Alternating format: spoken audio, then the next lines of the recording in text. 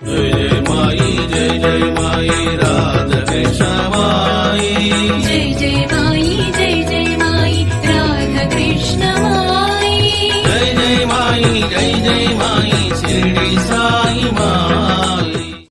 महेश्वरः गुरुः साक्षात् परब्रह्मा तस्मै श्री गुरवे नमः। गुरुवे सर्वलोकानां गुरुवे सर्वशास्त्राणां गुरुवे सर्वमङ्गलरूपाणां य नमो नमः। பஞ்சமகா பூதமாக சூரியனாக சந்திரனாக ஜீவாத்ம வடிவம் என யாதுமாகி நீக்கமர்ந்திருக்கின்ற அகிலாண்ட கோடி பிரம்மாண்ட நாயகா சச்சிதானந்த பரமாத்ம ரூபாய நமோ நமஹ. தியான மூலம் குருர்மூர்த்தி பூஜா மூலம் குருர்பாதம் மந்திரமூலம் குருர்வாக்கியம் மோக்ஷமூலம் குருர் கிருபா.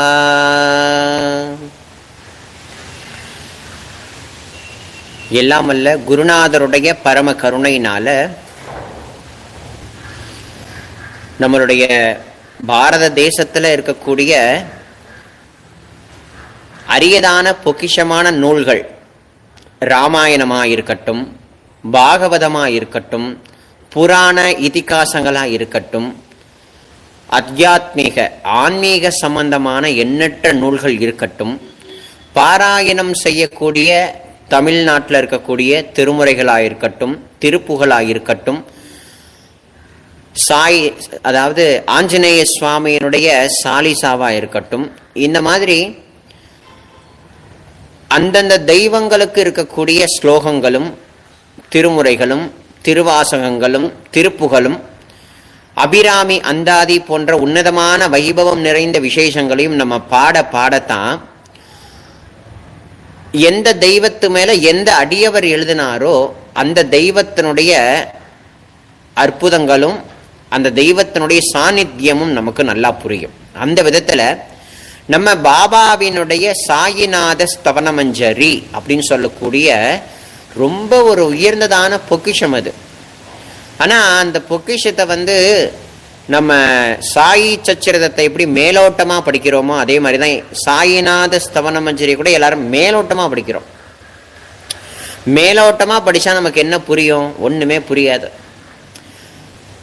நிறைய பேரு சாயிநாத ஸ்தவனமஞ்சரியை படிங்க, நிறைய பேரு குருசரித்திரம் படிங்க, நிறைய பேரு சாயி சச்சரிதத்தை படிங்க, வாரத்துல 7 நாளுக்குள்ள உட்காந்து படிங்க அப்படின்னு தான் எல்லாருமே சொல்றாங்களே தவிர அர்த்தம் புரிஞ்சுக்கிட்டு படிங்கன்னு யாருமே சொல்றது இல்லை. படிங்க, அர்த்தம் புரிஞ்சுக்கிட்டு படிங்க அப்படின்னு யாருமே சொல்றது இல்லை. படிக்கிற நமக்காவது இதுக்கு என்ன அர்த்தம்? இப்ப ஸ்தவனமஞ்சரி இப்ப படிக்க போறோம், அடியன் சொல்ல போறேன். அதுல ஒரு வார்த்தை துர்ஜடி அப்படின்னு சொல்லக்கூடிய வார்த்தை. துர்ஜடினா என்ன? சைத்தன்யம்னா என்ன? வைரினா என்ன? அர்த்தம் தெரியுதா? அப்படின்னா தெரியல. அப்ப இந்த மாதிரி சின்ன சின்ன அர்த்தங்களாவது நம்ம தெரிஞ்சு வச்சுக்கணும். அப்படி அர்த்தங்களை தெரிஞ்சு வச்சுக்கிட்டு படிச்சாதான் ஓ தாஸ்குரு மகராஜுக்கு பாபா இவ்வளோ கிருபை பண்ணியிருக்காரா அப்படின்றத நம்ம தாராளமா உணர முடியும். அது மட்டும் இல்லாம சாயிநாத ஸ்தவனமஞ்சரி அப்படின்றது 164 ஒரு அபங்கங்கள் கொண்ட ஒரு ஸ்லோகம். அந்த ஸ்லோகத்துக்குள்ளேயே கர்மயோகம் இருக்கு, பக்தி யோகம் இருக்கு, ஞான யோகம் இருக்கு. பகவத்கீதைன்னு சொல்லக்கூடிய கிருஷ்ண பரமாத்மா அர்ஜுனனுக்கு உபதேசிச்ச பகவத்கீதையை நம்ம எல்லாரும் கேள்விப்பட்டிருப்போம். அந்த பகவத்கீதையில யோகமா பகவான் பிரிச்சு சொல்றார். இது கர்மயோகம், இது பக்தி யோகம், இது ஞான யோகம் அப்படின்னு பிரிச்சு சொல்றார். அத போலவே பாபா தாஸ்குரு மகராஜ ஆட்கொண்டு அவர் மூலமா சாயிநாத ஸ்தவனமஞ்சரியை கொடுத்திருக்கார். அதுக்குள்ளேயே பொக்கிஷத்தை புகுத்தி கொடுத்திருக்கார். அந்த பொக்கிஷங்களை பிரிச்சு பகுத்தறிந்து படித்து பாராயணம் செய்து அதை உணர்றோமா அப்படின்னா உணர்றதில்லை அப்படின்றதுதான் உண்மையே. ஏன்னா நமக்கு எல்லாமே படிக்கிறோம் அவ்வளவுதான். வாரத்துல 2 நாள் சாயிநாதருடைய சச்சரிதத்தை படிக்கிறோம். டெய்லி படிச்சா என்ன வேண்டான்னுக்குதா? ஸ்தவனமஞ்சரிய ஏகாதசி தான் படிக்கணும், வியாழக்கிழமை தான் படிக்கணும், இல்ல மாசத்துல ஒரு முறை படிக்கின்ற ரூல் அந்த ரூல் எல்லாத்தையும் தகர்ச்சிருந்துட்டு டெய்லி ஒரு 20 நிமிஷம் உட்காந்து நம்ம தாராளமா படிக்கலாம். இல்ல வீட்டுல ஏதாவது ஒரு மொபைல்ல கனெக்ட் பண்ணி காது கொடுத்து கேட்கலாம்.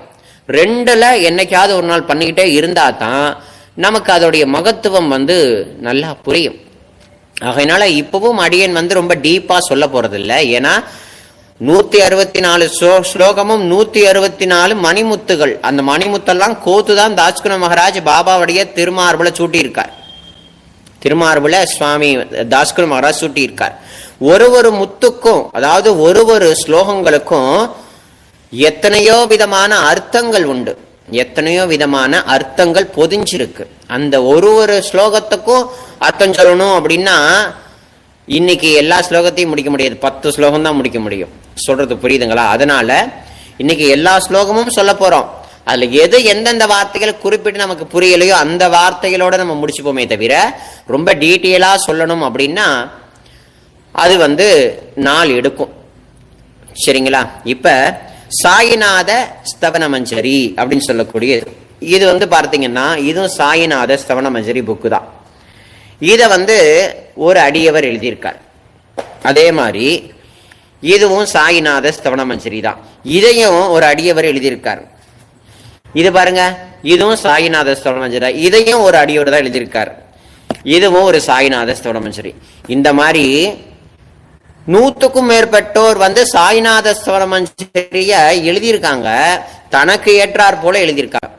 அப்ப இதுல எதை தான் நம்ம படிக்கிறது அப்படின்னு நிறைய டவுட் எனக்கு வந்தது. ஏன்னா சில வார்த்தைகள் எல்லாமே கொஞ்சம் குழப்பமானதா தான் இருக்கு. அது எல்லாத்தையும் நம்ம படிக்கும்போது உங்களுக்கு கிளியரா சொல்றேன். அதனால இப்ப நம்ம ரியலா படிச்சுக்கிட்டு இருக்கிறத படிச்சுக்கிட்டே இருப்போம். புரியுதுங்களா? தாஸ்குண மகாராஜ் எதை எழுதினாரோ மராட்டியில அப்படியே தமிழ்ல இருக்கா அப்படின்னா கொஞ்சம் தேடிதான் பார்த்து எடுத்து படிச்சாகணும். அது இப்ப நான் படிக்க போறேன் இல்லையா, இதைத்தான் நம்ம கரண்ட்ல படிச்சுக்கிட்டு இருக்கோம். அதையே நம்ம படிப்போம். சுவாமியுடைய அருள் பூர்ணமா கிடைக்கும். சில விஷயங்களை தெரிந்து கொண்டு படிப்போம். சரிங்களா? சுவாமியுடைய கருணையினால ஸ்தவன மஞ்சரிய இப்ப அடியன் ஒரு ஸ்லோகமா சொல்றேன். இது 164 ஸ்லோகம் முடிச்சதுக்கு அப்புறம் இன்னும் கொஞ்சம் 10 நிமிஷம் கழிச்சு நம்ம சரியா 4 மணிக்கு இந்த லைவை தாராளமா முடிச்சுக்கலாம். இப்ப ஸ்தவன மஞ்சரி இந்த லைவை நீங்க பார்க்குறீங்க அப்படின்னா கையில புத்தகம் இருந்தா நீங்க எடுத்து வச்சுக்கோங்க. சரிங்களா? பேனா இருந்தா நோட் பண்ணிக்கலாம். சரிங்களா? இப்ப அடியன் சாயிநாத ஸ்தவன மஞ்சரிய அடியன் ஒரு ஸ்லோகமா அடியன் படிக்கிறேன். சரிங்களா? இந்த துதிப்பாமலை 1918 செப்டம்பர் மாசம் 9ஆம் தேதி முடிக்கப்பட்டிருக்கு. எங்க எழுதி முடிக்கப்பட்டதுன்றது இந்த ஸ்லோகத்திலே இருக்கு. மேற்கொண்டு பாபா சமாதி ஆக போற 37 நாட்களுக்கு முன்னாடியே இத பாபாவுக்கு எழுதி சமர்ப்பிக்கப்பட்டது அப்படின்றதுக்கான ஒரு ஆதாரபூர்வமான விஷயமும் உண்டு. ஆகையினால இப்ப அடியன் சொல்ல சொல்ல கொஞ்சம் காது கொடுத்து எல்லாரும் கேளுங்க. அதோட மட்டும் இல்லாம இது முடிச்சதுக்கு அப்புறம் இன்னும் சில விஷயங்கள் எல்லாருக்கும் அடியன் சொல்றேன், கேட்டுக்கலாம். சாய்ராம். ஸ்ரீ தாஸ்குண மகாராஜ் எழுதிய ஸ்ரீ சாயிநாத ஸ்தவன மஞ்சரி. ஸ்ரீ கணேசனே வணங்குகிறேன். எல்லாவற்றுக்கும் ஆதாரமானவனே, மயிரேஸ்வரா, எல்லாவற்றுக்கும் சாட்சியா விளங்குபவனே, கௌரியின் மகனே, ஓ எண்ணங்களுக்கு எட்டாதவனே, பெருத்த வைரனே, ஸ்ரீ கணபதியே எங்களை காப்பாற்று. நீ எல்லா கணங்களுக்கும் முதல்வனும் தலைவனும் ஆவாய். எனவே உன்னை கணேசன் என்றழைப்பர். எனவே உன்னை எல்லா சாஸ்திரங்களாலும் ஏற்றுக்கொள்ளப்பட்டவர் நீ. ஓ சாரதா, வாக்கின் தெய்வமே, நீ ஒளிவடிவாக பிறக்கும் பதங்களின் தலைவி. உன்னுடைய இருப்பினால்தான் உலகத்தில் எல்லா நிகழ்ச்சிகளும் நடக்கின்றன. நீ எழுத்தாளர்களின் தேவதை. நீ எப்போதும் தேசத்தின் அணிகலன்களாகவே விளங்குகிறாய். உனது எல்லையற்ற சக்தி எல்லாவற்றிலும் விளங்குகிறது. ஓ ஜெகதம்பா, உம்மை வணங்குகிறேன். ஓ பூர்ண பிரம்மா, தெய்வீக தோற்றத்தின் மிக உயர்ந்த இறுதி நிலையில் உள்ளவனே, மகான்களோடு பிரியமானவனே, குணங்களோடு கூடிய உருவம் எடுத்தவனே, பண்டரி ராயா, கருணை கடலே, எல்லையற்ற கருணை உடையவனே, ஓ பாண்டுரங்கா, ஓ நரஹரி, நீ எல்லாவற்றின் சூத்திரதாரி, எல்லாவற்றையும் ஆட்டுவிக்கும் கயிற்றை தாங்கியவன். நீ ஜகமெங்கும் வியாபித்து சாதித்துள்ளாய். எல்லா சாஸ்திரங்களும் உன்னுடைய உண்மையான உருவத்தை பற்றி ஆராய்ச்சி செய்கின்றன. வெறும் புத்தக அறிவு மட்டுமே பெற்றவர்களுக்கு நீ காணப்படுவதே இல்லை. ஓ சக்கரபாணி, அத்தகைய அறிவிலைகள் யாவரும் வெறும் வாதங்களிலேயே உளறுகிறார்கள் அப்படின்றது இந்த ஸ்லோகம், 7வது ஸ்லோகம். இதுல என்னன்னா, வெறும் புத்தக அறிவு மட்டும் பெற்றவர்களுக்கு நீ காணப்படுவதே இல்லைன்றது என்னன்னா, ஒரு புத்தகத்தை மட்டும் படிச்சு நம்ம பகவானை அடைய முடியாது. ஆனாலும் புத்தகத்தை படிச்சு கொண்டதுனால பல பேர் என்ன பண்றாங்கன்னா, எனக்கு எல்லாம் தெரியும் அப்படின்னு சொல்லக்கூடிய கர்வத்துல வாத பிரதிவாதங்கள், அதாவது வாதம் செய்யறாங்க.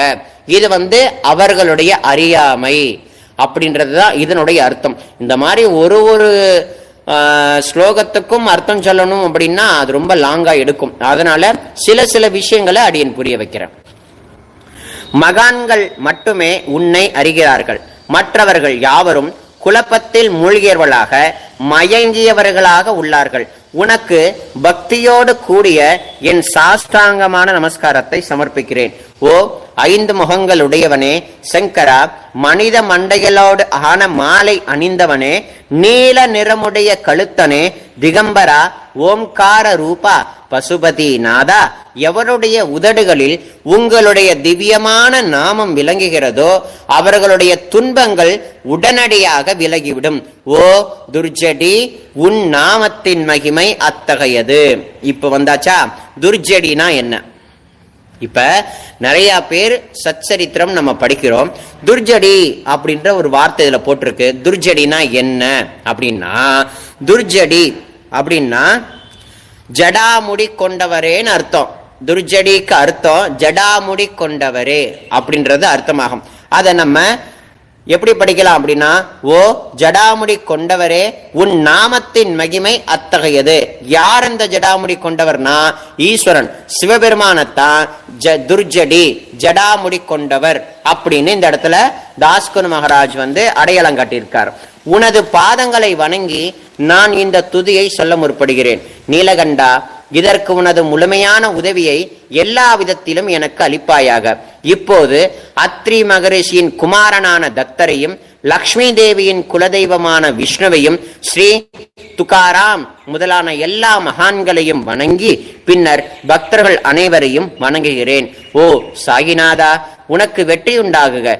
பாவிகளை உய்விப்பவரே, அருள் நிறைந்தவரே, இப்போது உமது பாதங்களில் என்னுடைய சிரத்தை வைக்கின்றேன். சிரத்தைனா தலையை வைக்கின்றேன். எனக்கு பயமற்ற நிலையான உமது பாதுகாப்பை அளிப்பாயாக. நீ பூரணமான பரபிரம்மஸ்வரூபம், சுகங்களின் இருப்பிடம், மனிதர்களில் சிறந்தவரே, நீரே விஷ்ணு. எவருடைய பாதி உடலாக உமாதேவி வாசம் செய்கிறாளோ அந்த காமனை எரித்த சிவனும் நீயே.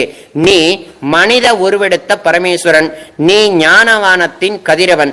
நீ கருணை கடல். நீ பிறப்பு அறுப்பாகிய பிணிக்கு மருந்து. நீ ஏழை எளியர்களின் சிந்தாமணி. நீ உனது பக்தர்களை தூய்மைப்படுத்தும் கங்கா நதி. சம்சார கடலில் மூழ்கியவர்களுக்கு நீ ஓடம், அஞ்சுபவர்களுக்கு புகலிடம் நீ. தாஸ்குரு மகாராஜ் இந்த 16வது ஸ்லோகத்துல பாபாவை பார்த்தீங்கன்னா கங்கை அப்படின்னு சொல்லக்கூடிய கங்கா நதிக்கு சமமா சொல்லியிருக்கார். பாருங்க, கங்கா நதிக்கு சமமா சொல்லியிருக்கார்.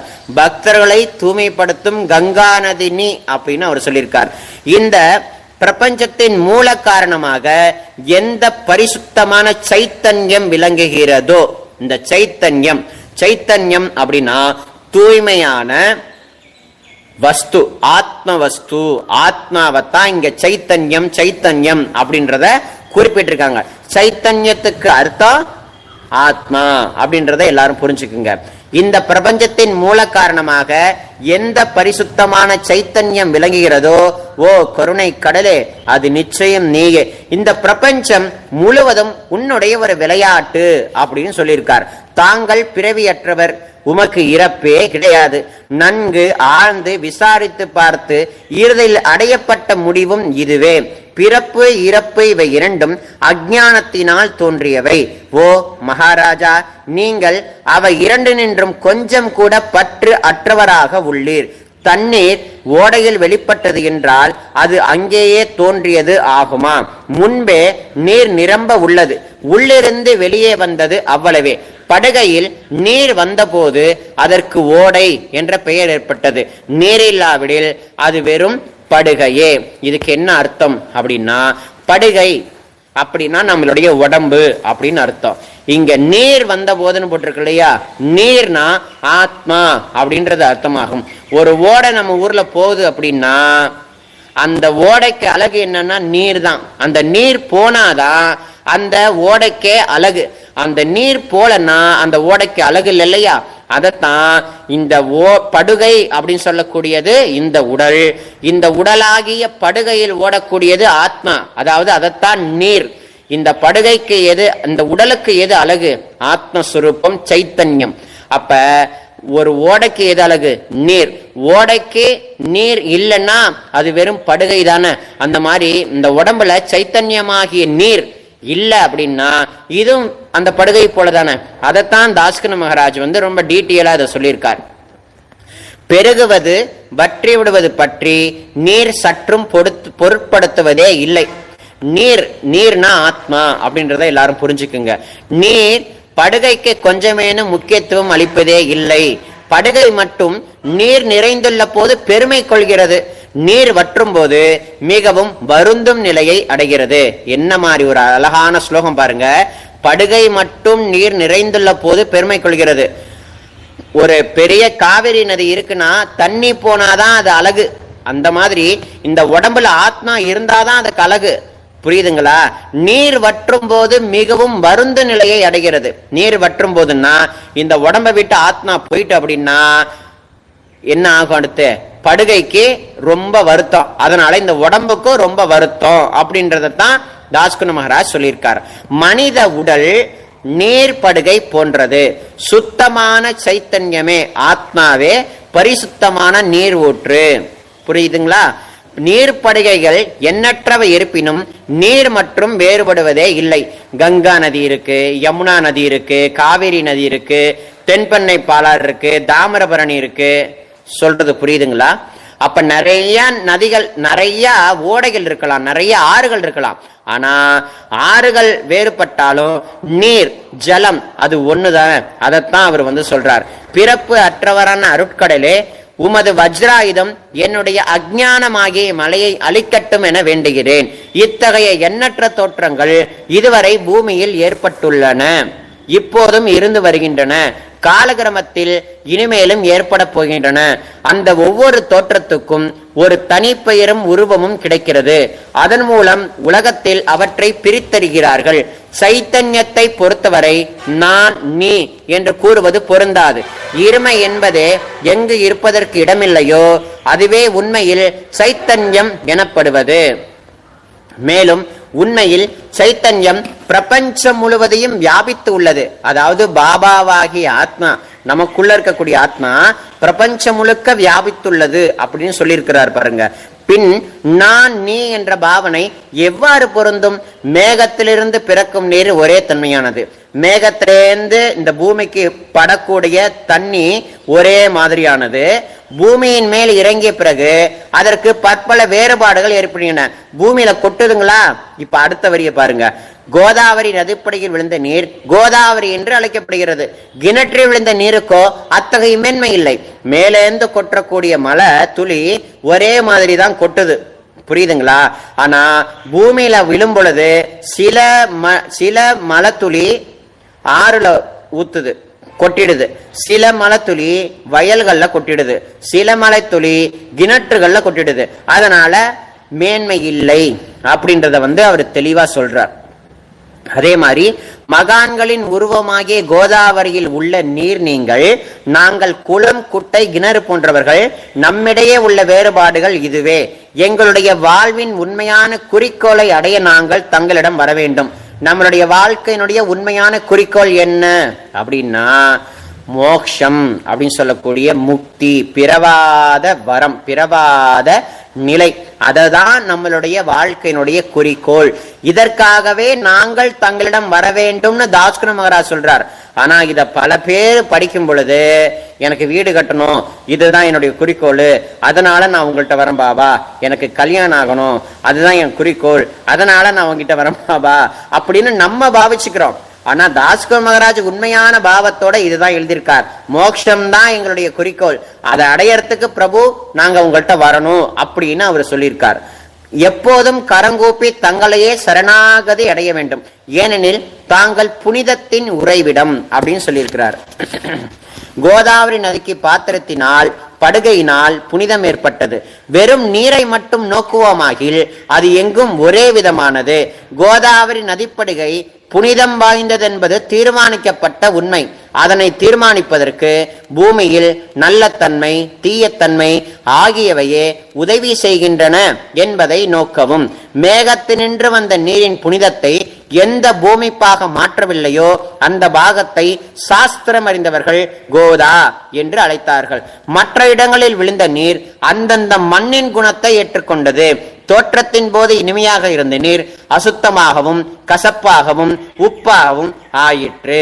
அதாவது இது எவ்வளவு அழகான ஸ்லோகத்தை பாருங்க. மற்ற இடங்களில் விழுந்த நீர், இந்த மேலே இருந்து வீழ்த்தக்கூடிய ஒவ்வொரு நீரும் சாக்கடையில பட்டா என்னாகும், அசுத்தமா இருக்கும். அதே மாதிரி ஏதோ ஒரு கசப்பான ஒரு இடத்துல போய் இந்த மழை துளி விழுந்தா என்ன கசப்பா இருக்கும், கடல்ல ஊத்துனா உப்பா இருக்கும். அதைத்தான் அவர் சொல்லியிருக்காரு. அவ்வாறே குருநாதா, எந்த சரீரத்தில் எந்த உடம்புல 6 வைரிகளின் மாசு ஏற்படவில்லையோ, 6 வைரிகள்னா என்ன? 6 வைரி, வைரினா எதிரிகள் அப்படின்னு அர்த்தம். யாருப்பா அந்த எதிரிகள்? காம குரோத லோப மோக மத மாச்சரியம். புரியுதுங்களா? காமம், குரோதம், லோபம், மோகம், மதம், மாச்சரியம், 6 விதமான எதிரிகள். அந்த எதிரிகளுக்கு பேரு தான் வைரிகள்னு ஒரு போட்டிருக்கார். இப்ப புரியுதுங்களா? வைரிகள்னா எதிரிகள்னு அர்த்தம். அந்த எதிரிகளுடைய பேரை சொல்லியாச்சு. மாசு ஏற்படவில்லையோ அந்த புனிதமான சரீரத்திற்கு மகான் என்று பெயர் பொருந்தும். எனவே மேன்மையும் புனிதமும் பொருந்திய மகான்களை அந்த கோதாவரி என்றே கூறுகிறேன். எல்லா ஜீவர்களிலும் உங்களது தகுதி மிகச் சிறந்ததாக உள்ளது. பிரபஞ்சத்தின் ஆரம்ப காலத்திலிருந்தே கோதாவரி நதி ஏற்பட்டுள்ளது. நீரும் முழுமையாக நிரம்ப உள்ளது. இன்று வரை அதற்கு குறைவு ஏற்படவே இல்லை. ராவணனுடைய எதிரி யார்? அடுத்த வரிய பாருங்க. ராவணனுடைய எதிரி, எதிரினா வைரின்னு போட்டிருக்கு. ராவணனுடைய வைரி, வைரினா எதிரி அப்படின்னு அர்த்தம். ராவணனுடைய எதிரி ஆகிய ஸ்ரீராமர் கோதாவரியின் கரைக்கு வந்த போது இருந்த அதே நீர் இன்று வரை எவ்வாறு இருக்கும் என்று பாருங்கள் அப்படின்னு இருக்கார். படுகை மட்டும் அதே நீர் கடலை கடந்தது. நீர்ப்படுகையின் புனிதத்தன்மை மற்றும் இன்று வரை நிரந்தரமாகவே உள்ளது. ஒவ்வொரு ஆண்டும் பழைய நீர் சென்று புதிய நீர்ப்படுகை உள்ளே வருகிறது. ஓ பாபா, அதே நியாயம் தங்களுக்கும் பொருந்தும். ஒவ்வொரு நூற்றாண்டும் ஓர் ஆண்டை போலவும் அந்த நூற்றாண்டில் தோன்றிய சாதுக்கள் நீரை போலவும் அவர்களில் மிக பெரிய மகான்கள் அலைகள் போலவும் ஓமைக்கப்படுகிறார்கள்.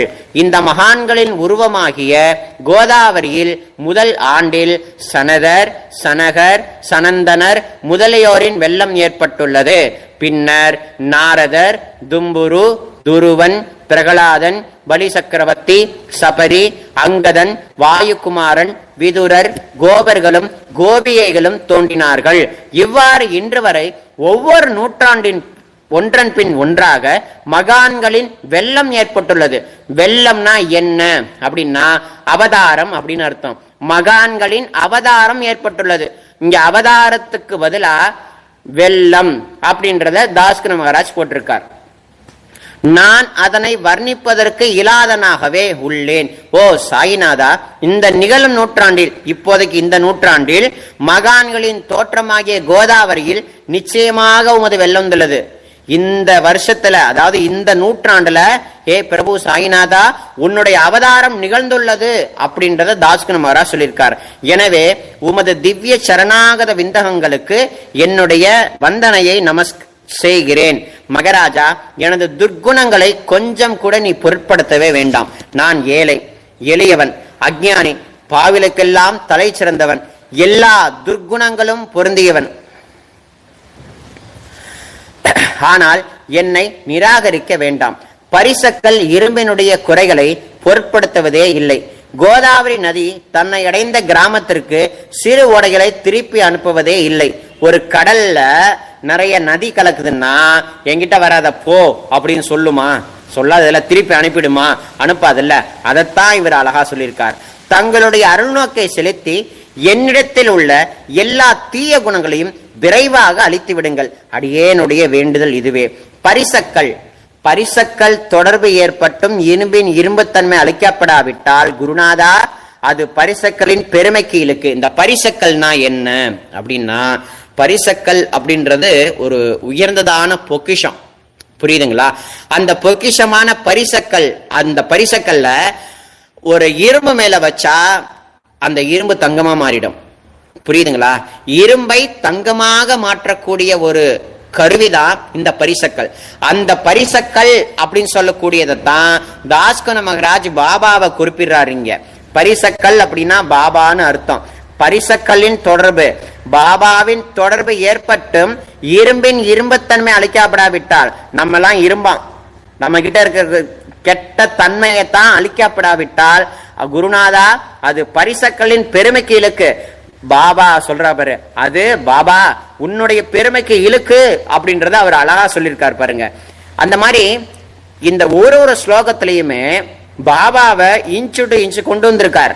ஆனா நம்ம ஏதோ படிக்கிறோம், அர்த்தம் புரிஞ்சு படிக்கிறோமானா இல்ல. அதனாலதான் நமக்கு யாருக்குமே எதுவுமே புரிய மாட்டேங்குது. அடுத்த வரிய பாருங்க.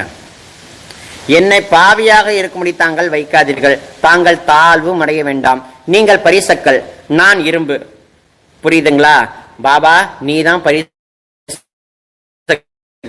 நான் பொன்னா மாறிடுவேன். அதைத்தான் தாஸ்கர் மகாராஜ் சொல்லியிருக்கார். நீங்கள் என்னுடைய அவமானம் உமதை என்பதை கொஞ்சம் சிந்தித்து பாருங்கள் அப்படின்றத தாஸ்கர் மகாராஜ் சொல்லியிருக்கார். குழந்தைகள் எப்போதும் தவறுகள் செய்கிறது, ஆனால் தாய் சினம் கொள்வதே இல்லை. இதை தாங்கள் நினைவேற்கொண்டு எங்களுக்கு தங்கள் அருள் பிரசாத் அளிப்பீராக அப்படின்னு தயங்கி கெஞ்சி கேட்டிருக்கார். யாருக்காகனா நமக்காக. ஓ சத்குரு சாய்நாதா, நீயே எனது கற்பக தரு, சம்சார சாகரத்தை கடக்க உதவும் சிறந்த படகு நிச்சயமாக நீயே. நீ காமதேனு சிந்தாமணி, நீ ஞானவானத்தின் கதிரவன், நீ நற்குணங்களின் பெரும் சுரங்கம், சொர்க்கத்திற்கு செல்ல உதவும் படிக்கல்லும் நீயே. ஓ புண்ணியங்களின் இருப்பிடமே, சுத்திகரிப்பதில் சிறந்தவரே, சாந்த மூர்த்தியே, ஆனந்தத்தின் உறைவிடமே, பரபிரம்ம ஸ்வரூபனே, பரிபூரணனே, வேறுபாடு அற்றவனே, ஞான கடலே, ஓ ஞானத்தின் உருவமே, மனிதர்களில் சிறந்தவரே, பொறுமை சாந்தி ஆகியவற்றின் உறைவிடமே செலுத்துவீராக. ஓ சத்குருவே, மச்சீந்திரதான் மகாத்மா ஜாலந்தரரும் நீரே, நீரே நிவர்த்திநாதரும் ஞானேஸ்வரரும் ஆவாய். கபீர் ஷேக் முகமது இயேசுநாதர் அப்படின்னு இந்த இடத்துல போட்டிருக்கு. ஆனா நிறைய சாய்நாத ஸ்தவன மஞ்சரி மொழிபெயர்த்தவங்க நிறைய பேரு இங்க இயேசுநாதர் வரல, ஏகநாதர் அப்படின்னு சொல்லக்கூடிய ஒருத்தர பெயர் போட்டிருக்காங்க. ஏகநாதரா இயேசுநாதரா அப்படின்ற ஒரு குழப்பம் எனக்கு நிறைய நாளே இருக்கு. அப்ப நிறைய பேர் எழுத பார்த்ததுல அந்த இடத்துல இயேசுநாதர் காட்டில ஏகநாதர் அப்படின்னு சொல்லக்கூடிய ஒரு வார்த்தையை போட்டிருக்கிறதா நான் கரெக்டா பார்த்தேன். ஆகையினால ஏசு ஏக தான் ஏசுவா மாறிட்டு போல் இருக்கு. ஆகையினால எதுவானாலும் பரவாயில்ல. கபீர் ஷேக் முகமது இயேசுநாதர் ஆகியோரும் நீயே, நீயே போதலாவும் சாவதாமாலியும், உண்மையில் ராமதாசும் நீரே. சாய்நாதா நீயே துகாராம், சகராம் மகாராஜ் மாணிக்க பிரபுவும் நீயே. உமது இந்த அவதாரம் உண்மையில் அறிய முடியாத விதமாக உள்ளது. தங்களுடைய ஜாதியை பற்றி எவரும் அறிந்து கொள்ளும்படி தாங்கள் விடவே இல்லை. சிலர் தங்களை முஸ்லிம் என்கின்றனர், சிலர் அந்தனர் என்கின்றனர். கிருஷ்ணனுக்கு சமமான லீலைகளை தாங்கள் செய்கிறீர்கள். ஸ்ரீ கிருஷ்ணனை பார்த்து ஜனங்கள் பற்பல விதமாக பேசினார்கள். சிலர் எதகுலத்தை அறிய ஆபரணம் என்றார்கள், சிலர் இடையன் என்றார்கள், யசோதையோ மென்மையான குழந்தை என்றால், கம்சனோ மகா காலன் என்றான், உத்தவரோ அன்பே வடிவானவன் என்றார், அர்ஜுனனோ பூர்ண ஞானி என்றார். அவ்வாறே ஓ குருநாதா, தங்களை பற்றியும் தத்த மனதில் நிச்சயித்தக்கபடி அவரவர்கள் அழைக்கின்றார்கள். மசூதி தங்களது இருப்பிடம், உமது காதுகள் குத்தியிருக்கப்படவே இல்லை. தங்களது பாத்யா சடங்கை பார்த்துவிட்டு தங்களை முஸ்லிம் என்று கூறுவது பொருத்தமாகவே உள்ளது. அவ்வாறே கருணையே உருவான உமது அக்னி வழிபாட்டை பார்த்து தாங்கள் ஹிந்துதான் என்று எங்கள் மனதில் நிச்சயம் ஏற்கப்பட்டது. இப்ப இதுல இருந்து இது சொல்லியிருக்காரு. இதுல பாபா இந்துவா முஸ்லிமான்னு யாராலையாவது கணிக்க முடியுமா? புரியுதுங்களா? பாபா ஹிந்துவா இல்ல முஸ்லிமா? ஆனா தாஸ்ல மகாராஜ் சொல்லியிருக்காரு. என்ன சொல்லியிருக்காருன்னா, அவர் இந்துவும் இல்ல, அவர் முஸ்லிமும் இல்ல, வெளிப்பார்வையால பாக்கிறத விட்டுட்டு ஞான பார்வையால பாருங்கன்றார். அடுத்த ஸ்லோகத்துல எல்லாம் அந்த வரி வரும் பாருங்க. அவ்வாறே கருணையே உருவான உமது அக்னி வழிபாட்டை பார்த்து நீங்கள் ஹிந்துதான் என்று எங்கள் மனதில் நிச்சயம் ஏற்கப்பட்டது. ஆனால் வெளி விவகாரங்களில் உள்ள இத்தகைய வேறுபாடுகளை தர்க்கவாதிகளே விரும்புவார்கள். உண்மையான ஞானத்தில் ஆர்வமுள்ள பக்தர்கள் அவற்றுக்கு முக்கியத்துவம் அளிக்கவே மாட்டார்கள். நீங்கள் பரபிரம்மத்து நிலையில் விளங்குகிறீர்கள். தங்களுக்கு ஜாதியும் கோத்திரமும் இல்லை. நீர் எல்லோருக்கும் குருமூர்த்தியாயும் ஆதி காரணமாகவும் உள்ளீர். முஸ்லிம் இந்துக்களுக்கிடையே பகைமை ஏற்பட்டதால் அவர்களை ஒற்றுமைப்படுத்துவதற்காக மசூதி அக்னி இரண்டையும் ஏற்று பக்தர்களுக்கு தங்கள் லீலைகளை காட்டி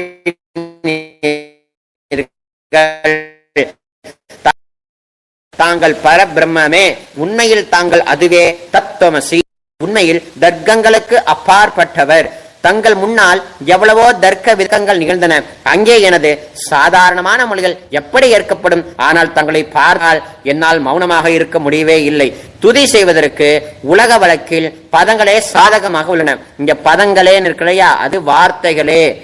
அதாவது துதி செய்வதற்கு உலக வழக்கில் வார்த்தைகளே சாதனமாக உள்ளன. இங்க பதங்களேன்னு அவர் போட்டிருக்கார். பதங்களேனா வார்த்தைகள் அப்படின்றது அர்த்தம். எனவே தங்கள் அருளாசியுடன் பதங்களால், அதாவது வார்த்தைகளால் என்னென்ன வர்ணனைகள் ஏற்படுகின்றனவோ அவற்றை எப்போதும் செய்வேன். மகான்களின் தகுதி கடவுளின் தகுதியை விட வேறுபட்டதும் மிக உயர்ந்ததும் ஆகும். சாதுக்களின் அருகில் எனது உனது என்ற வேறுபாடுகள் சிறிதேனும் இருப்பதே இல்லை. ஹிரண்யகசிபுவுக்கும் ராவணனுக்கும் கடவுளை வெறுத்ததன் மூலம் மரணம் ஏற்பட்டது. இத்தகைய சம்பவம் ஒன்று கூட மகான்களின் கரங்களால் நிகழவே இல்லை. அரசன் கோபிச்சந்த் ஜாலந்திரரை சாணக்குயிலில் புதைத்தார். ஆனால் அந்த மகானோ மனம் வருந்தவே இல்லை. மாறாக அந்த அரசனை சம்சார சுழலில் விடுவித்து அமரனாக செய்துவிட்டார். அமரன் அப்படின்னா மோக்ஷம், மோக்ஷத்தை உயர்ந்ததான நிலை, அது ஜீவமுக்தி நிலை. அந்த ஜீவமுக்தி நிலைக்கு தான் அமரன் அப்படின்றது அர்த்தமாகும். செய்துவிட்டார். இத்தகைய மகானின் மேன்மையை எவ்வாறு வர்ணிப்பேன்? மகான்கள் சூரியனை போன்றவர்கள். அவருடைய கருணை ஒளிமயமானது. மகான்கள் சுகம் தரும் சந்திரனை போன்றவர்கள். அவர்களது அருள் சந்திரனுடைய ஒளியை போன்றது. மகான்கள் இதயமளிக்கும் கஸ்தூரியை போன்றவர்கள். அவர்களது அருள் அதன் நறுமணத்தை போன்றது. மகான்கள் ரசம் நிரம்பிய கரும்பு போன்றவர்கள். அவர்களது அருள் அந்த ரசத்தின் இன்சுவை போன்றது. மகான்கள் நல்லவர்களிடமும் தீயவர்களிடமும் ஒரே விதமாகத்தான் நடந்து கொள்கிறார்கள். மாறாக பாவைகளிடமே எல்லையற்ற அன்பு உள்ளவர்களாக உள்ளார்கள். கோதாவரி நதியில் நீரில் அழுக்கடைந்த துணிகளே துவைக்கப்படுவதற்காக வருகின்றன. அசுத்தமானவை கோதாவரி நின்று வெகு தொலைவில் பெட்டியிலே தங்குகின்றன. பெட்டியில் வைக்கப்பட்டிருந்த அந்த துணியும் ஒருமுறை கோதாவரியின் படுகையில் நன்றாக துவைப்பதற்கு வந்தது. இந்த உமையில் பெட்டிதான் வைகுண்டம், தாங்களே கோதாவரி, நம்பிக்கையே படித்துறைகள், ஜீவாத்மாக்களே துணிகள். 6 விதமான விகாரங்கள். என்ன சொன்ன? காமம், குரோதம், லோபம், மோகம், மதம், ஆச்சரியம். அந்த 6 விதமான விகாரங்களே அவைகளை பற்றி உள்ள அழுக்கு. தங்களது பாதார விந்தகங்களை தரிசிப்பதே கோதாவரி ஸ்நானமாகும். எல்லா அழுக்குகளையும் போக்கி சுத்தப்படுத்துவதில் தாங்கள் மிகுந்த சாமர்த்தியசாலி பாபா. சம்சாரத்தில் உள்ள ஜனங்களாகிய நாங்கள் மேலும் மேலும் அழுக்கு படிந்தவர்களாகவே தான் உள்ளோம். எனவே மகான்களின் தரிசனம் பெறுவதற்கு உரிமை பெற்றவர்கள் நாங்கள். கோதாவரி நதியில் நீர் நிரம்பி உள்ளது. படித்துறையிலோ துவைப்பதற்கான துணிகள் உள்ளன. அவை அப்படியே துவைக்கப்படாமல் கிடந்தால் பாபா அது உண்மையில் கோதாவரி நதிக்கு இழுக்காகும் அல்லவா? தாங்கள் அடர்ந்த நிழலிலும் குளிர்ச்சியை தரும் சிறந்த மரம். நாங்கள் உண்மையில் பாதசாரிகள். பாதசாரிகள் அப்படின்னா வழிபோக்கர்கள் அப்படின்றது அர்த்தமாகும். கதிரவன் தாபத்திரளாகிய வெயிலால் எங்களை சுட்டெரிக்கின்றார். அவருடைய தாபத்திலிருந்து கருணை கூர்ந்து ஓ குருநாதா எங்களை காப்பாற்றும், எங்களை காப்பாற்றும். தங்கள் நல்லருளின் குளிர்நிழல் இந்த உலகிற்கு அப்பாற்பட்ட தன்மை உடையது. மரத்தின் அடியில் அமர்ந்ததும் ஒருவன் மேலிருந்து வெயிலை உணர்வானாகில் அந்த மரத்தை எவர் நிழல் தரும் மரம் என்று கூறுவார்?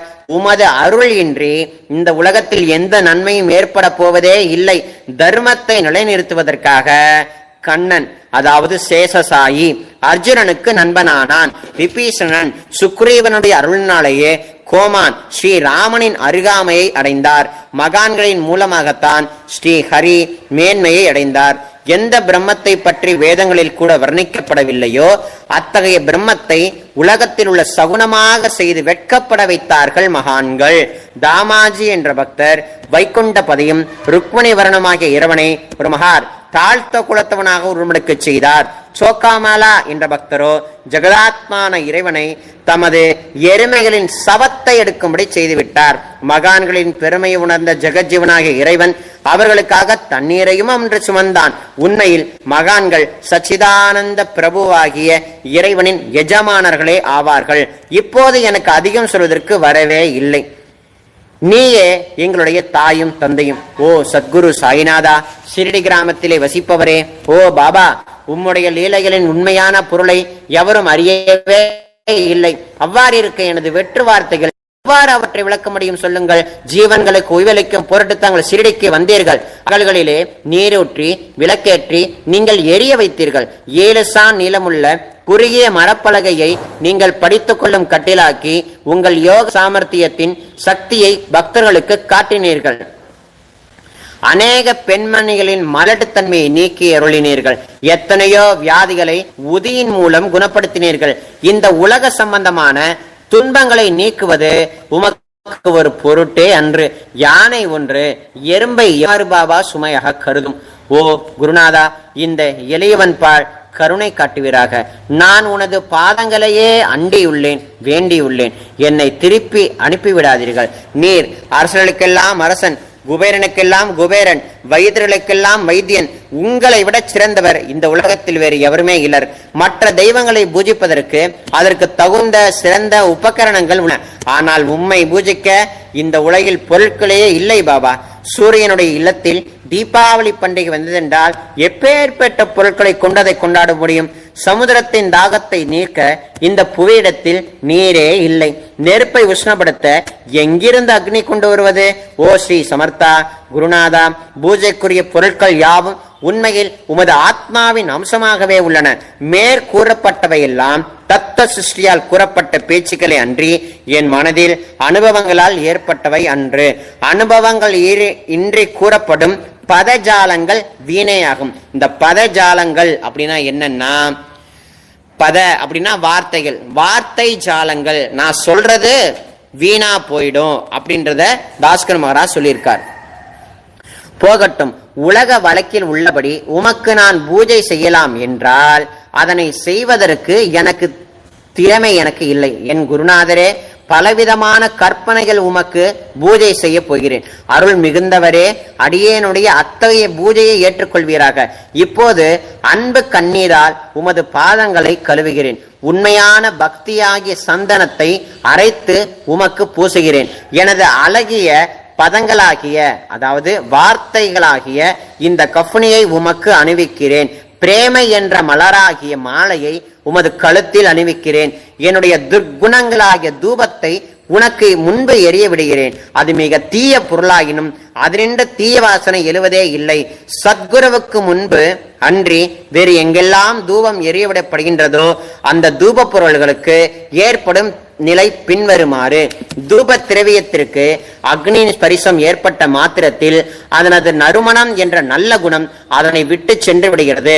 உமக்கு எதிரே இதற்கு மாறாக நிகழ்கிறது. தீயத்தன்மைகள் அக்னியில் எரிந்து விடுகின்றன. உலகம் பார்த்து மகிழும்படி சத்குணம் எவ்வித குறைவுமின்றி அங்கேயே தங்கிவிடுகிறது.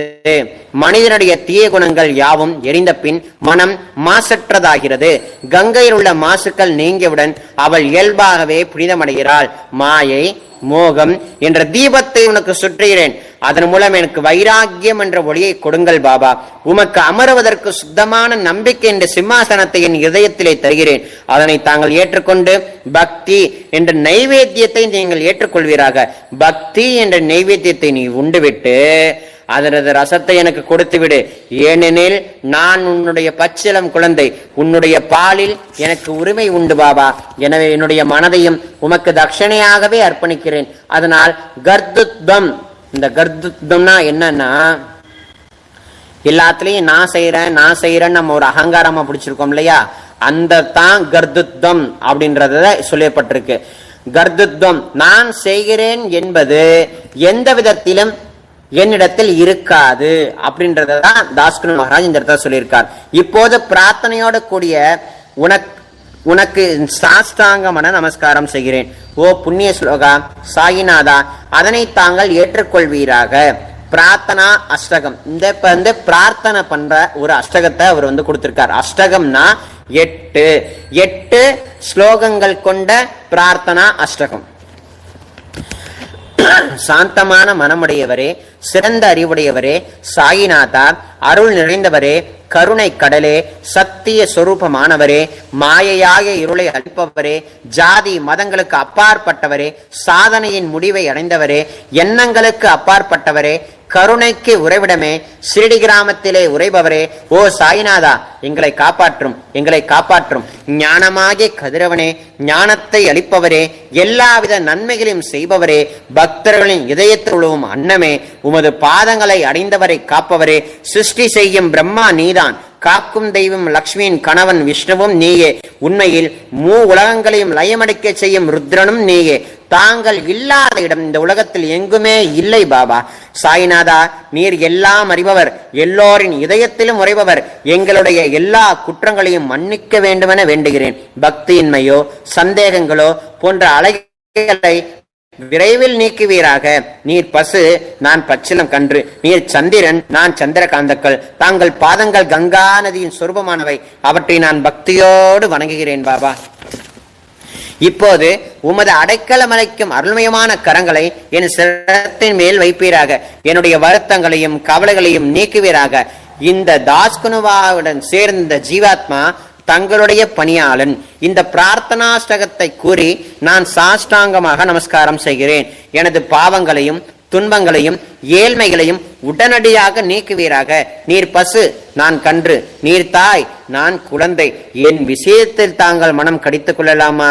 நீர் மலையக்கரில் உள்ள சந்தன மரம், நான் முள்ளடந்த புதிர். நீர் புனிதமான கோதாவரி நீர், நானோ பெரும் பாவி. ஓ குருநாதா, உமது தரிசனம் ஏற்பட்ட பிறகும் என்னிடத்தில் துர்க்குணங்கள் என்ற மாசு அவ்வாறே தங்கி இருக்குமாகில் உம்மை சந்தனம் என்று யார் கூறுவர் பாபா? கஸ்தூரியின் அண்மையை அடைந்த மண்ணும் உயர்வாக மதிப்பிடப்படுகிறது. மலர்களின் நன்மையால் நாரும் தலையில் உயர்ந்த இடத்தை பெறுகிறது. மகான்களின் தன்மையும் இத்தகையதே. அவர்கள் எந்தெந்த பொருட்களை எல்லாம் ஏற்றுக்கொள்கிறார்களோ அவற்றை உயர்ந்த நிலையை அடைவிக்கிறார்கள். சிவபெருமான் விபூதி, கோவணம், நந்தி ஆகியவற்றை ஏற்றுக்கொண்டதால் எல்லா திக்குகளிலும் அந்த பொருட்களுக்கு மிகவும் மதிப்பு ஏற்பட்டுள்ளது. இடையர்களை மகிழ்விக்கும் பொருட்டு பிருந்தாவனத்திலும் யமுனை நதிக்கரையிலும் ஜகத்துக்கெல்லாம் இறைவனானவன் தகிகாலா. அப்படின்னா என்ன? தகிகாலா அப்படின்னா உரியடி விளையாட்டத்தான் தகிகாலா அப்படின்றது சொல்லுவாங்க. நம்மளுடைய சாயி சச்சரத்துல ராமநவமி அத்தியாயத்துல இந்த தகிகாலான்ற வார்த்தை தான் காலா உற்சவம் அப்படின்னு சொல்லுவாங்க.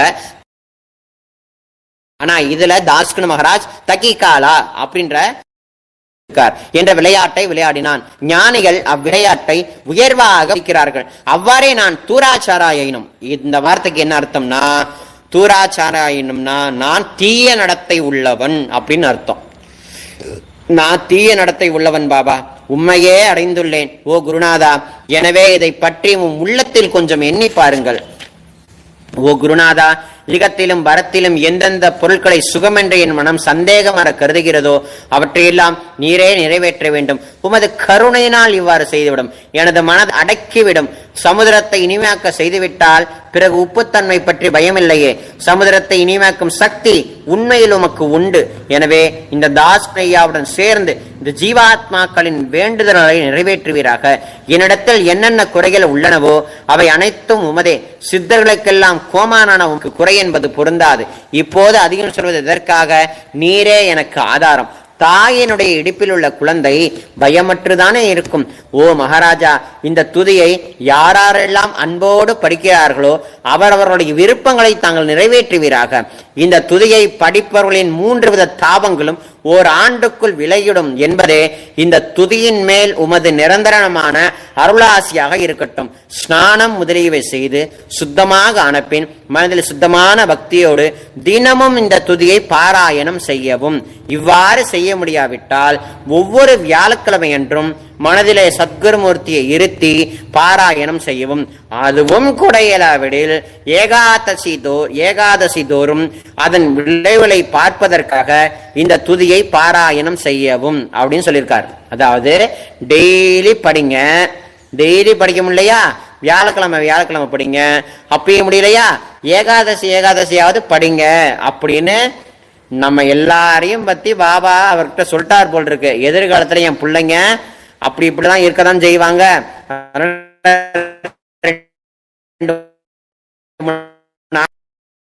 டெய்லி படிக்க முடியுமா முடியாதா அப்படின்னு நம்ம கொஞ்சம் யோசிச்சோம்னா கண்டிப்பா படிக்க முடியும். ஒரு 20 நிமிஷம் ஒதுக்க முடியாதா? ஆனா நிறைய பேர் வியாழக்கிழமை மட்டும் படிக்கிறாங்க, ஏகாதசி மட்டும் படிக்கிறாங்க. டெய்லி ஒரு 20 நிமிஷம் படிச்சா யாருக்கு நல்லது? பாபாக்கு நல்லதா, நமக்கு நல்லதா? நமக்கு தானே நல்லது. அதனால டெய்லி முடிஞ்ச அளவு படிக்க பாருங்க. டெய்லி படிச்சா அது உள்ளுக்குள்ள நல்லா ஏறிடுச்சுன்னு வைங்களேன், நீங்க என்ன சொல்றது அப்படின்னா மனப்படமே ஆயிடும். நீங்க ரோட்ல நடந்து போனாலும் இல்ல பஸ்ல போனாலும் கார்ல போனாலும் நீங்க பாட்டுக்கு சொல்லிட்டே வரலாம். அது அப்படியே மனப்பாடம் ஆயிடும். அதுக்காலாவது டெய்லி கொஞ்சம் படிக்கிறதுக்கு எல்லாரும் முயற்சி பண்ணுங்க அப்படின்றத பாபா ஆப்ஷன் எடுத்திருக்கலாம். ஆனா நமக்கு படிக்காம டைம் இல்ல. படிக்கிறதுக்கு நிச்சயமா டைம் குருநாதர் கூட்டார், நம்ம கேட்கறது இல்ல. சரிங்களா? அடுத்ததா, இந்த துதியை பாராயணம் செய்பவர்களுக்கு இறுதி கணத்தில் உயர்ந்த நிலையை குருமூர்த்தியான சாய்நாதர் அளிப்பார். நான் சொல்வதையெல்லாம் கேட்டுக்கொண்டு இருப்பவர்களே, இந்த உலகியல் ஆசைகளை அவர் நிறைவேற்றுவார். இந்த துதியை பாராயணம் செய்வதால் மீண்டும் மீண்டும் படிப்பதால் முட்டாள்கள் அறிவாளிகள் ஆவார்கள். எவருக்காயினும் வாழ்நாள் குறைவாக இருப்பின் அவர்கள் இதை பாராயணம் செய்வதால் 100 ஆண்டு ஆயுள் உள்ளவராவார்கள். இதை பாராயணம் செஞ்சா என்ன போட்டிருக்காரு பாருங்க. இதை பாராயணம் செய்தால் அந்த பலன் சொல்லியிருக்காரு. நம்ம பாராயணம் பண்ணணும். டெய்லி இந்த நூல் மேல நம்பிக்கை வச்சு குருநாதர் நம்ம படிக்கும்போது பக்கத்திலேயே உட்கார்ந்து இப்படி கன்னத்துல கை வச்சுட்டு என் குழந்தை என்னமா படிக்குது அப்படின்னு பாபா ரசிப்பார். அப்ப அவர் ரசிக்கிறார்னா அப்ப நம்ம எவ்வளவு ஆத்மார்த்தமா விஷயத்தை தெரிஞ்சுக்கிட்டு புரிஞ்சுக்கிட்டு படிக்கணும். அப்படி படிச்சா சுவாமியுடைய அருள் நமக்கு கண்டிப்பா கிடைக்கும். இந்த துதியை பாராயணம் செய்வதால் செல்வத்திற்கு குறைவு இருந்தால் குபேரன் அவரது இல்லத்திற்கு பணி செய்வார். இதை சத்தியம் என்று மும்முறை உரைக்கிறேன் அப்படின்னு சொல்லி இருக்கிறாரு. சந்ததி அற்றவர்களுக்கு, குழந்தை பாக்கியம் இல்லாதவர்களுக்கு இந்த துதியை படிப்பதால் குழந்தை செல்வம் கிட்டும். இதனை படிப்பவர்களின் ரோகங்கள் முற்றிலும் நீங்கிடும். ரோகங்கள்னா என்ன? நோய்கள் அப்படின்னு அர்த்தம். ரோகங்கள்னா நோய்கள் தீர்ந்துவிடும். தினந்தோறும் இந்த துதியை பாராயணம் செய்வதால் பயமும் கவலைகளும் நீங்கிவிடும். மதிப்பும் மரியாதையும் உயரும். அழிவற்ற பிரம்மத்தை உணர்வார்கள் அப்படின்னு சொல்லியிருக்கிறார். ஓ அறிவாளிகளே, உங்களுடைய மனதிலே இந்த துதியை பற்றி நம்பிக்கை கொள்ளுங்கள். தர்க்கங்கள், தவறான எண்ணங்கள் ஆகியவற்றை கொஞ்சம் கூட இடம் கொடுக்கவே வேண்டாம். ஷிரடி கஷேத்திரத்திற்கு கிரமமாக அப்படின்னா முறையாக அப்படின்னு அர்த்தம். நம்மெல்லாம் முறைப்படியா ஷிரடிக்கு போறோம் இல்ல, ஊரையே காலி பண்ற மாதிரி எல்லாத்தையும் லக்கேஜ் தூக்கிக்கிறது, அப்படியே டபான்னு இழுத்துட்டு போறது, திருப்பி அங்கேயே ஊரை காலி பண்ற மாதிரி எடுத்துட்டு வருது, அப்புறம் ஊருக்கு வர்றது. நம்ம லக்கேஜை தான் தூக்கிட்டு போறோமே தவிர லக்கேஜையும் தூக்கிட்டு போறோம், மனசுல இருக்கிற லக்கேஜையும் தூக்கிட்டு போறோம். அங்க 2 லக்கேஜ் விடுற மாதிரி இருக்கு, ஆனா திருப்பி 2த்தையும் தூக்கிட்டு வந்துடும் தவிர குருநாதர் கிட்ட நம்ம ஒப்படைக்கவே மாட்டேங்கிறோம். புரியுதுங்களா? ஓ அறிவாளிகளே, உங்களுடைய மனதின் துதியை பற்றி நம்பிக்கை கொள்ளுங்கள். தர்க்கங்களோ தவறான எண்ணங்களோ ஆகியவற்றுக்கு கொஞ்சம் கூட இடம் கொடுக்கவே வேண்டாம். ஷீரடி கிராமத்திற்கு யாத்திரை செல்லுங்கள். பாபாவினுடைய திருவடிகளை மனதிலே இருத்துங்கள். அவர் அனாதைகளுடைய உறவினர், பக்தர்களுடைய விருப்பங்களை பூர்த்தி செய்யும் கற்பகத்தரு அவரே. அவருடைய பிரேரணையினாலேயே, அதாவது அவருடைய உத்தரவினாலேயே இந்த துதியை பாராயணம் செய்கிறேன். இல்லாவிடில் பாமரனாகிய என்னால் இத்தகைய படைப்பு எவ்வாறு முடியும்? சகா 1840 பாத்திரபத மாதம் சுக்லபக்ஷத்தில் கணேச சதுர்த்தி அன்று திங்கட்கிழமை 2வது பிரகாரம் 3 மணி நேரம் புனிதமான நர்மதா நதி தீரத்தில் உள்ள மகேஸ்வர் என்ற கஷேத்திரத்தில் ஸ்ரீ அகல்யா தேவியின் சன்னதியில் ஸ்ரீ சாயிநாத ஸ்தவன மஞ்சரி நிறைவடைந்தது. மகேஸ்வர் என்ற புகழ்பெற்ற கஷேத்திரத்திலோ என்ன பண்ண, அடுத்து என்ன சொல்லணும்னா, பாபாவின் அருளால் பாராயணம் செய்யக்கூடிய எங்களுடைய வீடுகளிலும் இந்த துதி நிறைவடைந்தது. ஸ்ரீ சாய்நாதர் எங்களுடைய மனதுக்குள் புகுந்து கொண்டு ஒவ்வொரு வார்த்தைகளையும் எங்களை கூற வைத்தார். தாமோதரன் என்ற சீடன் இந்த பாராயணத்தை எழுதினார். தாஸ்குனுடைய ஆகிய சேர்ந்து ஜீவாத்மாகிய நான் எல்லா மகான்களுக்கும் பணியாளன். ஸ்ரீ சாயிநாத ஸ்தவன மஞ்சரி சம்சார சாகரத்தை கடக்க உதவட்டும் ஓ பாண்டுரங்கா. இதுவே இந்த தாஸ்குனுவின் ஜீவாத்மாக்களின் பக்தி மிகுந்த பிரார்த்தனை. மங்களம் சிவமங்கலம். ஸ்ரீ சச்சிதானந்த சமர்த்த சத்குரு சாயிநாத் மகாராஜ் கி ஜெய். ஜெகத்நாதே ராதே கிருஷ்ணமாயி கி ஜெய். சுவாமியுடைய அருளால இப்போ நம்ம சாயிநாத ஸ்தவன மஞ்சரிய அவருடைய அருளால் படித்தோம். இதை கொஞ்சம் நீங்கள் உங்கள் எல்லாருக்கும் கொஞ்சம் புரியாமல் இருந்திருக்கும், அதெல்லாம் புரிஞ்சிருக்கும் அப்படின்னு நான் நினைக்கிறேன். என்னென்ன வார்த்தைகள்னா, துர்ச்சடி சாயிநாத ஸ்தவன மஞ்சரியில் சில வார்த்தைகளுக்கான அர்த்தத்தை திரும்பவும் சொல்கிறேன் கேளுங்க. துர்ஜடினா ஜடாமுடி கொண்டவன் அர்த்தம், சைத்தன்யம்னா ஆத்மான்னு அர்த்தம், படுகைனா உடல், நீர்னா ஆத்மான்னு அர்த்தம், வைரிகளின் அப்படின்னா குணங்கள் அப்படின்னு அர்த்தம், வைரினா எதிரி அப்படின்னு அர்த்தம், பரிசக்கல்னா தொட்டதை பொன்னாக்கும் கல் அப்படின்னு அர்த்தம், பாதசாரிகள்னா வழிபோக்கர்கள் அப்படின்னு அர்த்தம், தாபத்திலிருந்துனா அது ஒரு 3 விதமான தாபங்கள் இருக்கு, அதுக்கு தனி லெசன் அப்புறம். வார்த்தை ஜாலங்கள், வார்த்தைகளுடைய ஜாலங்கள், ஜாலம் காட்டாதரா அப்படின்னு சில பேர் சொல்லுவாங்க இல்லையா. வார்த்தை ஜாலம்னா வெறும் வார்த்தைகளை சொல்ல முடியாது இல்லையா, அந்த வார்த்தை.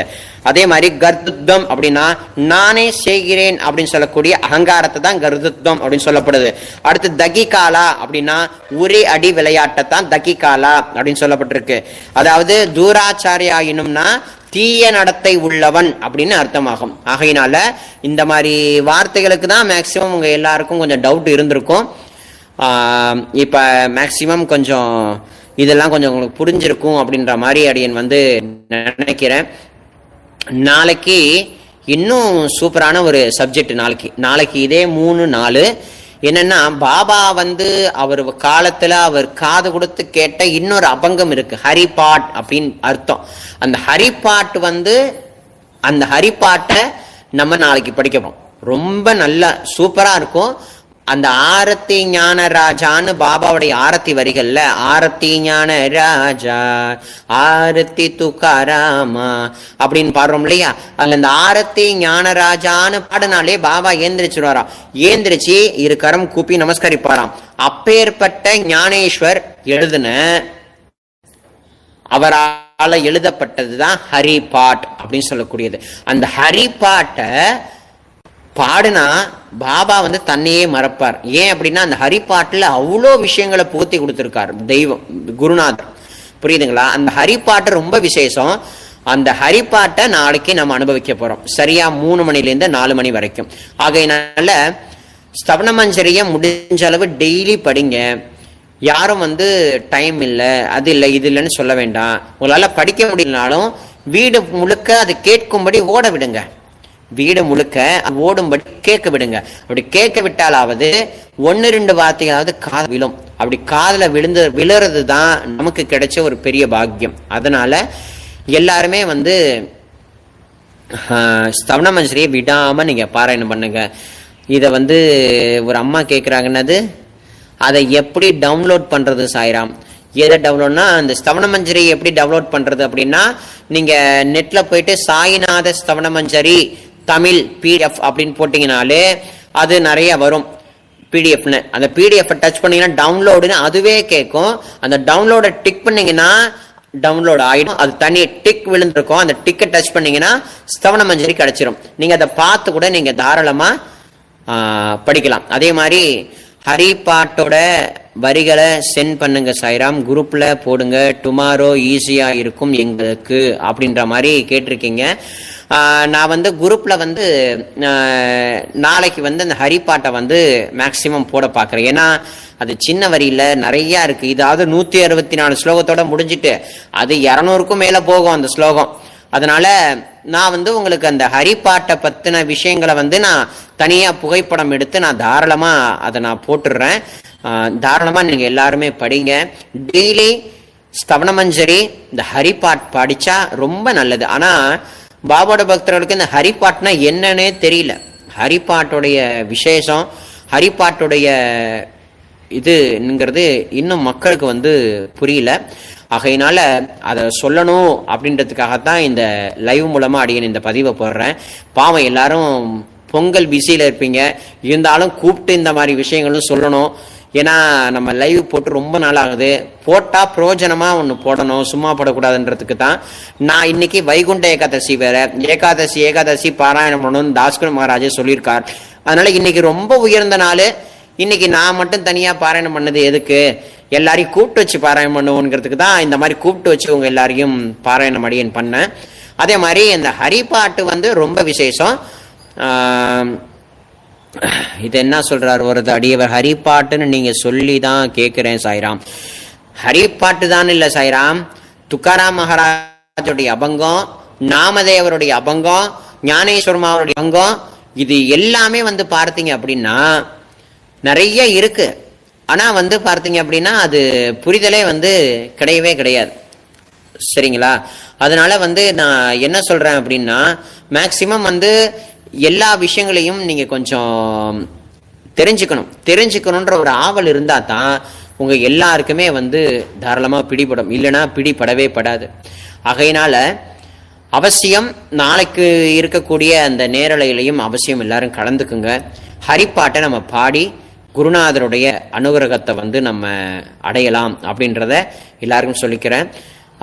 எல்லாருக்குமே வந்து என்னுடைய அட்வான்ஸு பொங்கல் நல்வாழ்த்துக்கள் அப்படின்றத வந்து அப்படின்னு சொல்கிறேன். அதே மாதிரி ஞானேஸ்வரி புக்கு எங்கே வாங்கணும் அப்படின்னு கேட்டிருக்கீங்க. ஞானேஸ்வரி புக்கு தானே நீங்கள் பார்க்கணும். இப்போ நான் காட்டுறேன் பாருங்கள் ஞானேஸ்வரி புக்கை. இதான் பார்த்துங்க, இதுதான் ஞானேஸ்வரி புக்கு. இது வந்து நம்ம தமிழ்நாட்டில் 2 இடத்துல தான் கிடைக்கும். ஒன்று நம்ம கும்பகோணத்துக்கு பக்கத்தில் இருக்கக்கூடிய ஆடுதுறை அப்படின்னு சொல்லக்கூடிய இடத்துல தான் கிடைக்கும். இல்லைன்னா சென்னையில் ஒரு அற்புதமான இடம் இருக்கு. என்னன்னா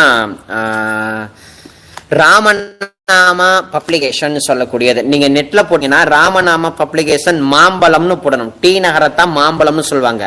ராமநாமா பப்ளிகேஷன் மாம்பழம் அப்படின்னு போட்டீங்கன்னா அந்த அட்ரஸ் வரும். அந்த அட்ரஸ்க்குள்ள இருக்கக்கூடிய ஃபோன் நம்பருக்கு கால் பண்ணி ஞானேஸ்வரி வேணும்னு கேட்டீங்கன்னா அவங்க வீட்டுக்கு அமுச்சு விட்டுருவாங்க. அதுதான் ஞானேஸ்வரி அடியன் வச்சிருக்கேன். கூடிய சீக்கிரத்துல ஞானேஸ்வரியை பத்தின விஷயங்களையும் அடியன் வந்து உங்களுக்கு நிறையா தெரியப்படுத்துவேன். அவசியம் எல்லாரும் தெரிஞ்சுக்குங்க. சுவாமியோடைய கருணை உங்க எல்லாருக்கும் இருக்கட்டும். ஹரிப்பாட்டை வந்து நாளைக்கு நம்ம அனுபவிப்போம். அவசியம் இப்ப நீங்க கேட்கக்கூடிய இந்த பதிவு வந்து எல்லாருக்கும் அனுப்பிச்சு விடுங்க. நாளைக்கு ஒரு லைவ் இருக்கு அப்படின்ற ஒரு விஷயத்தின் தகவலையும் எல்லாருக்கும் அனுப்பிவிடுங்க. எல்லாருமே வந்து ஜாயின் பண்ணட்டும், எல்லாரும் வந்து தெரிஞ்சுக்கட்டும். ஏன்னா பக்தி யோகம், ஞான யோகம், கர்ம யோகம்னு சொல்லக்கூடிய இந்த 3 யோகமே ஹரிப்பாட்லையும் இருக்கு, இந்த சாய்நாத ஸ்தவன மஞ்சரிக்குள்ளேயும் ஒளிஞ்சிருக்கு. அதை புரிஞ்சிக்க தெரியல நமக்கு. சாய்நாத ஸ்தவன மஞ்சரியில கர்மயோகம்னா என்னன்னு இருக்கு, பக்தி யோகம்னா என்னன்னு இருக்கு, ஞான யோகம்னா ஒன்று இருக்கு. அதே மாதிரி ஹரிப்பாட்லையும் பக்தி யோகம், ஞான யோகம், கர்ம யோகம் 3மே கலந்துருக்கு. புரியுதுங்களா? அதனால எல்லாத்தையுமே நாளைக்கு நம்ம